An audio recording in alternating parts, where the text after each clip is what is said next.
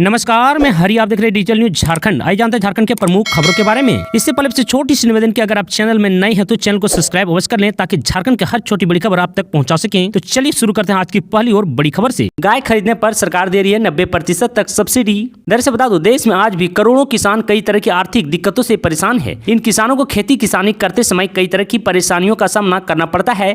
ऐसे में केंद्र और राज्य सरकार किसानों को आर्थिक रूप से सख्त बनाने के लिए कई शानदार स्कीम का संचालन कर रही है। आपको बता दो, इसी कड़ी में आज हम आपको झारखंड सरकार की एक बेहद ही शानदार योजना के बारे में बताने जा रहे हैं। झारखंड सरकार इस योजना के अंतर्गत राज्य में पशुपालन को बढ़ावा देना चाहती है। आपको बता दूं, पशुपालन एक ऐसा क्षेत्र है जहां कमाई की असीम संभावनाएं छिपी है। आपको बता दूं, ऐसे में किसान खेती किसानी करने के अलावा पशुपालन से भी अच्छी खासी आमदनी कर सकते हैं। इससे किसानों की आय में बढ़ोतरी की जा सकती है।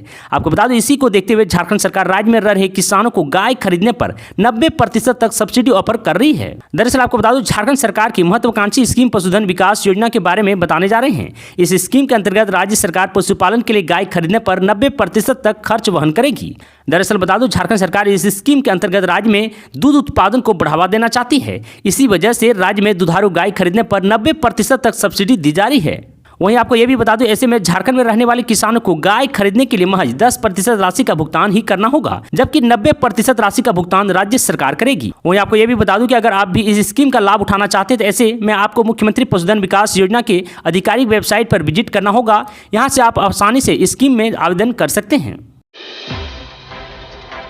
उत्तर प्रदेश से अगवा 2 बच्चे कोडरमा और गिरिडीह से बरामद, महिला सहित 5 आरोपी गिरफ्तार। दरअसल बता दूं, उत्तर प्रदेश के विभिन्न जिलों से बच्चों का अपहरण कर उन्हें बेच देने के मामले का पुलिस ने खुलासा करते हुए इस गिरोह के 5 सदस्यों को गिरफ्तार किया है। गिरफ्तार आरोपियों में 2 पुरुष और 3 महिलाएं शामिल है। यूपी पुलिस ने प्रयागराज से अगवा 3 वर्षीय बच्चे को कोडरमा के चंदवा थाना क्षेत्र निवासी संतोष नामक व्यक्ति के पास से बरामद किया है।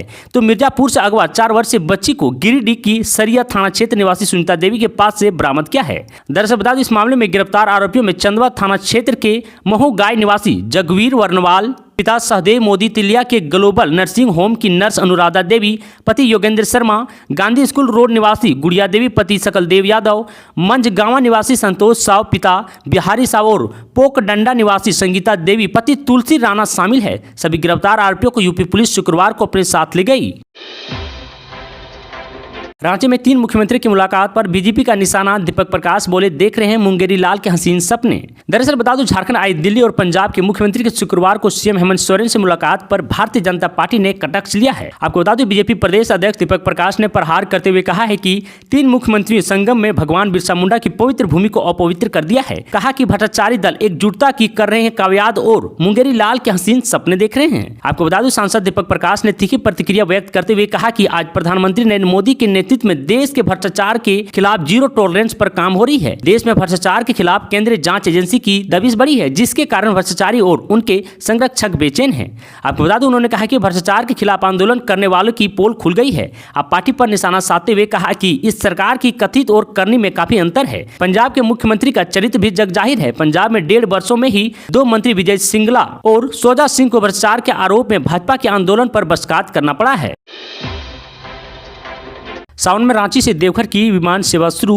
दरअसल बता दूं, रांची के बिरसा मुंडा एयरपोर्ट सलाहकार समिति की बैठक सांसद संजय सेठ की अध्यक्षता में हुई। शुक्रवार को हुई बैठक में यात्री सुविधाओं को लेकर विभिन्न बिंदुओं पर चर्चा हुई। निर्देशक KL अग्रवाल ने एयरपोर्ट की उपलब्धियों की जानकारी बैठक में दी। आपको बता दूं, बैठक में बरसात व सावन महोत्सव की तैयारियों और यात्री सुविधाओं के विस्तार सहित कई महत्वपूर्ण बिंदुओं पर चर्चा हुई। आपको बता दें, एयरपोर्ट प्रबंधन ने रांची से हिनू चौक तक का सौंदर्यीकरण कार्य किए जाने की बात कही। वहीं इस पर संजय सेठ ने एयरलाइंस कंपनियों के प्रतिनिधियों को कहा है कि रांची से देवघर की नियमित विमान सेवा सावन में शुरू की जाए। वहीं बैठक में सांसद को जानकारी दी गई कि बोकारो और दुमका से विमान सेवा बहुत ही जल्द शुरू कर दी जाएगी। विमान यात्रा की किराए में हुई बेहताश वृद्धि पर सांसद ने विमान कंपनियों को इस पर विचार करना चाहिए और यात्रियों की सुविधाओं के अलावा नए शहर को एयर कनेक्टिविटी से जोड़ने पर भी चर्चा की गई। केजरीवाल बोले कांग्रेस बताएं लोकतंत्र के साथ या मोदी के साथ। दरअसल बता दूं, दिल्ली में अधिकारियों की ट्रांसफर पोस्टिंग पर कंट्रोल के लिए केंद्र के आदेश लाई थी। इसके खिलाफ दिल्ली के मुख्यमंत्री अरविंद केजरीवाल विपक्ष से समर्थन मांग रहे हैं। आपको बता दूं, उन्हें अब तक कई पार्टियों का समर्थन भी मिल चुका है। हालांकि इस मुद्दे पर अभी कांग्रेस का रुख साफ नजर नहीं आ रही है। आपको बता दूं, इसी बीच शुक्रवार को केजरीवाल ने कहा कि हमने कांग्रेस से समय मांगा है। उन्होंने कहा कि हमको उम्मीद है कि वह समय जरूर देंगे और सांसद के इस आदेश को गिराने में मेरी मदद करेंगे। मैं सोच नहीं सकता कि कोई भी पार्टी इस आदेश के पक्ष में वोट कैसे कर सकती है। दरअसल बता दूं, जैसे कि मैंने कहा कि यह मेरी लड़ाई नहीं है, पूरा देश देख रहा है। कांग्रेस को यह तय करना है कि वह जनतंत्र, संविधान और देश के 140 करोड़ लोगों के साथ हैं या मोदी के साथ हैं।